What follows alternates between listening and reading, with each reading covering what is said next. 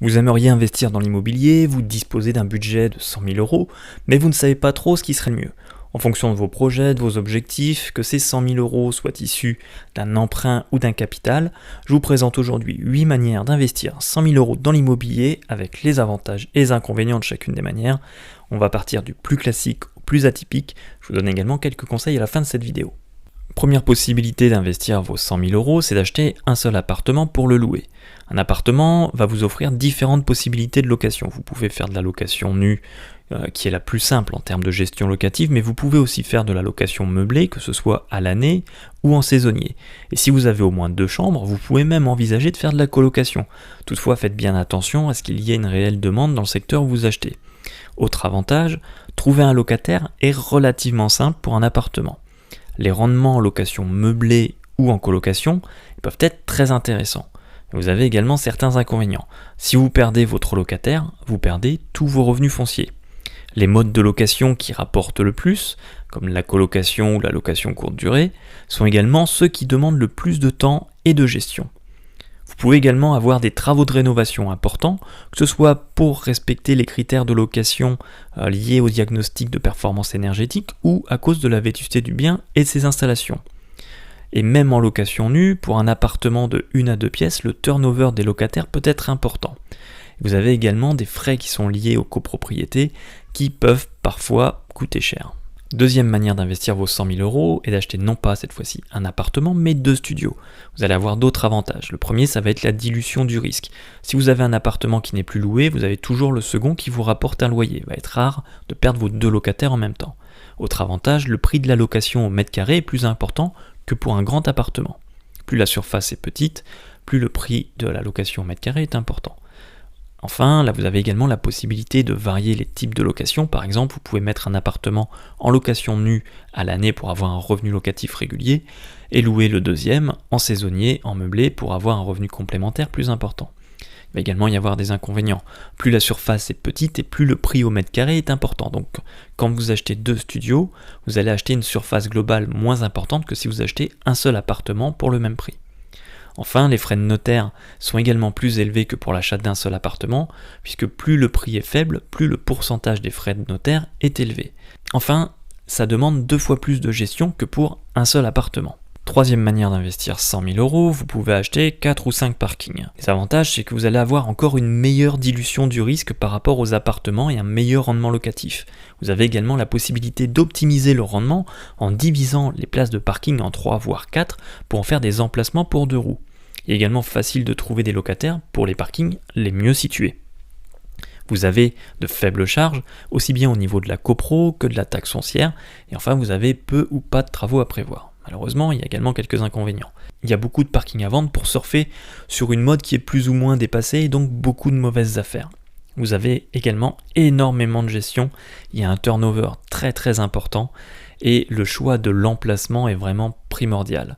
Enfin, si vous l'achetez dans une grande ville où la circulation est amenée à être interdite dans le futur, dites-vous bien que ça sera un investissement qui risque de ne pas forcément être rentable sur le long terme. Quatrième manière d'investir 100 000 euros, et cette fois on va quitter l'investissement immobilier traditionnel, on va parler des parts de SCPI. Ce type d'investissement a certains avantages, notamment vous n'avez aucune gestion. Vous n'avez pas besoin de chercher le locataire, pas de travaux, pas de bail, pas de paperasse.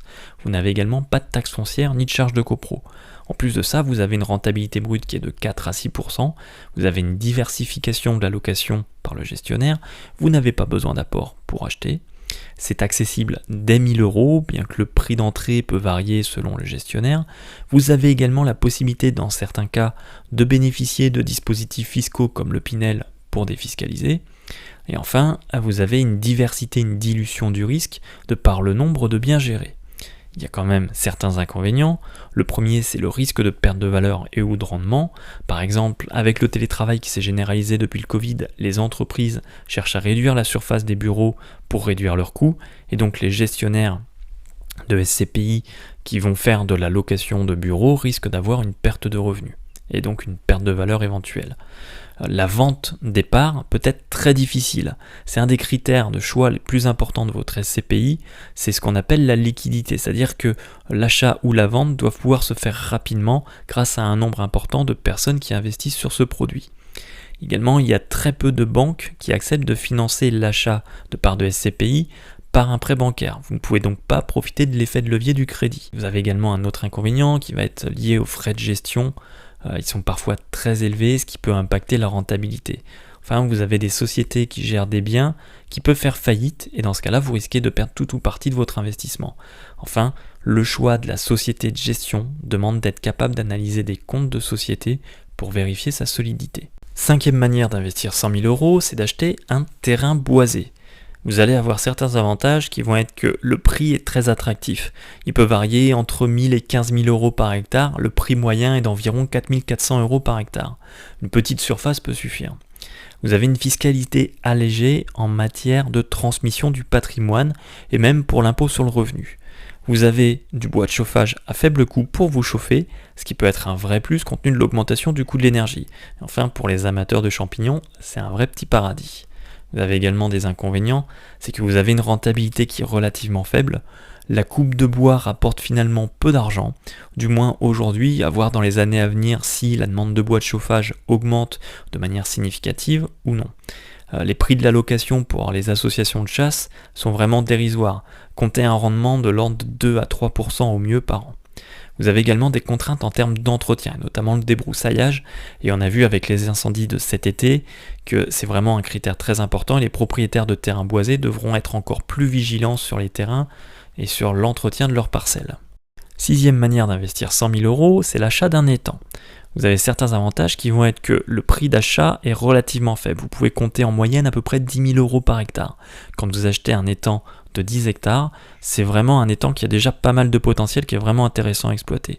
Vous avez très peu de gestion et très peu de charges. Vous avez un prix qui augmente régulièrement chaque année, tout comme les terrains boisés. Donc c'est un investissement qui sur le long terme peut vous rapporter quand même pas mal de plus-value.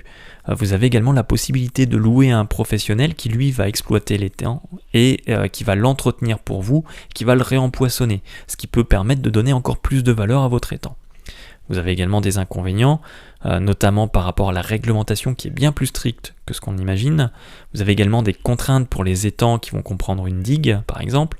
Vous avez un risque d'assèchement, on l'a vu avec la sécheresse cette année, et vous avez également un risque de prolifération des plantes invasives qui peut rendre votre étang totalement inexploitable et invendable. Septième manière d'investir 100 000 euros, c'est d'acheter un terrain agricole.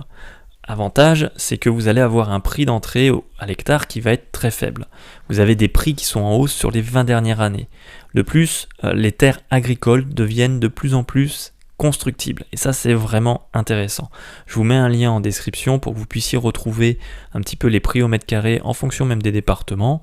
Vous allez voir qu'en 2021, on est au plus haut des 10 dernières années avec 33 600 hectares vendus pour être urbanisés. C'est-à-dire que ce sont des terrains qui vont permettre de devenir constructibles. Inconvénient, c'est qu'il est difficilement accessible aux non-exploitants agricoles.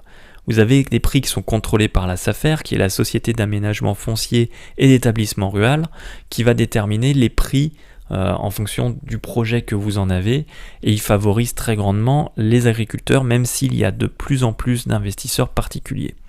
Et il n'est pas toujours possible de changer la destination du terrain. Enfin, les terrains les plus rentables sont les vignes, mais ce sont également ceux qui coûtent le plus cher. Enfin, huitième et dernière manière d'investir 100 000 euros, c'est d'acheter cette fois-ci non pas de l'immobilier directement, on est plutôt sur l'aspect boursier, vous allez pouvoir acheter des actions de sociétés de gestion de parcs immobiliers. Les avantages vont être que vous allez avoir des frais réduits puisque vous allez avoir uniquement des frais de courtage à l'achat et à la revente des actions qui représentent 0, quelque chose %. Ce sont vraiment très faibles généralement.